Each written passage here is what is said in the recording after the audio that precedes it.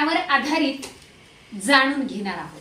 आपला शिक्षण सप्ताहामधील आजचा आपला दुसरा दिवस आहे की मूलभूत संख्या ज्ञान व साक्षरता दिवस. मग यासाठी आज आपण काय करूयात, यामध्ये संख्या वाचन कसं सोपं होईल किंवा मोठ्यात मोठ्या संख्या वाचायच्या कशा किंवा सांगितल्यानंतर लिहायच्या कशा याच्या सोप्या ट्रिक्स जाणून घेऊया.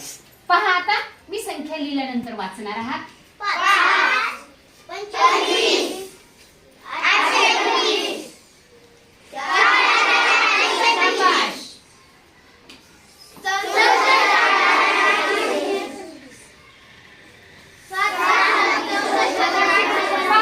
संख्या वाचन करण्यापूर्वी जर आपल्या मनात काही गोंधळ असेल तर आपण स्थान वाचायचं. एकक, दशक,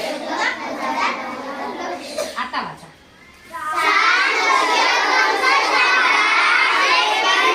छान, चल वाचा परत.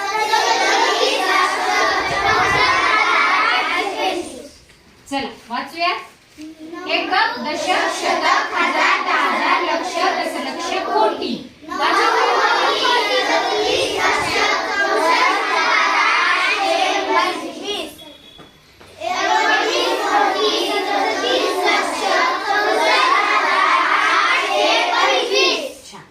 म्हणजे संख्या वाचनाची सोपी ट्रिक्स आपण पाहिली की त्याचं काय माहित असलं पाहिजे अगोदर. एकक, दशक, शतक, हजार, दहा, लक्ष, दशलक्ष, कोटी, 10 कोटी.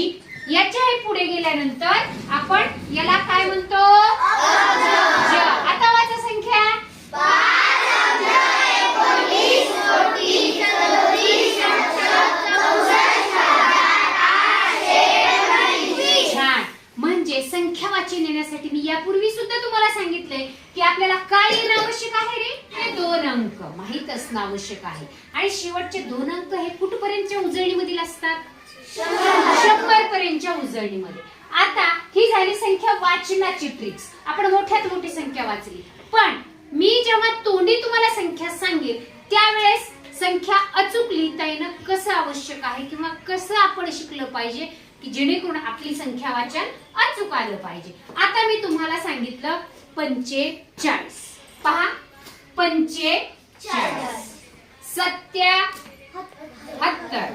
पहा 98, पहा 55. फळ्यावर लक्ष असलं की येतं बघा सगळ्यांना. 46, 29. पहा, संख्या वाचल्या तुम्ही, पण याची ट्रिक्स मी कशी सांगितली होती रे, मी देखील सांगितले की संख्या लिहिताना कोणीकडून लिहायची, एककाकडून संख्या लिहिली. जसं 45, पंच म्हटलं की 5च लिहायचं, 70 म्हटलं की 7 लिहायचं, 60 म्हटलं की 6 लिहायचं, 5 म्हटलं की 5, 80 म्हटलं की 8 म्हटलं की 98, 9 असले. आता दशक स्थानी 9 म्हटलं की 9, 45. इकडे दशक स्थानी 4, 40 हा उच्चार आला की 4 लिहायचा, 30 उच्चार आला की 3 लिहायचा, 40 आला की 4, 70 आला की 7, 40 आला की 4, 51 आला की 5. कधीच संख्या चुकणार नाही. आणखी लक्षात घ्या. चला, 76, बरोबर लक्षात आलं की नाही. 76, अडू 8 असले की अडू 6 इकडे आहे दशक स्थानी 66. आणि काळजीपूर्वक लिहिलं ना तर बिलकुल संख्या चुकत नाही. कधी जेव्हा आपण एककाकडून दशकाकडे क्रमाने आपण जातो तेव्हा बिलकुल चूक होत नाही.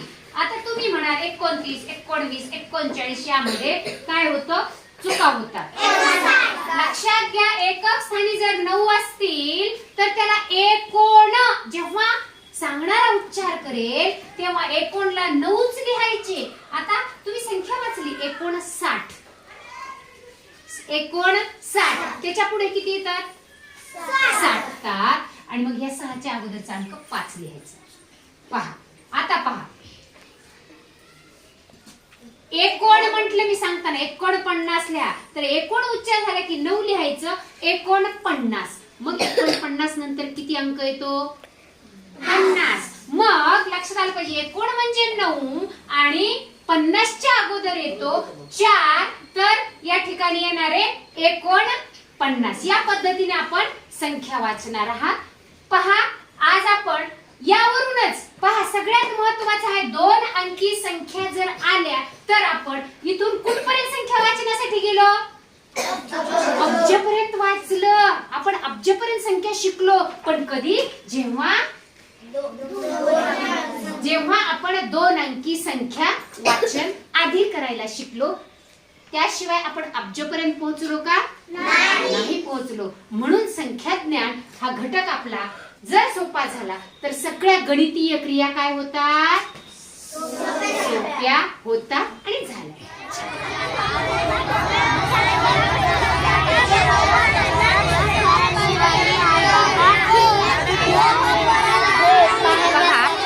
अतिशय मनसोक्तपणे ही मुलं वाचनात रमलेली आहेत.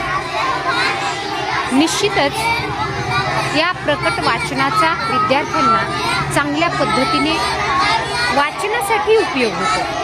म्हणून लहान वर्गातील विद्यार्थ्यांनी जर या पद्धतीने प्रकट वाचन केलं तर निश्चितच त्यांना प्रकट वाचनातून अचूक वाचनाची दिशा ही चांगल्या पद्धतीने मिळते. प्रत्येक जण काही ना काही वाचन करताना दिसतंय.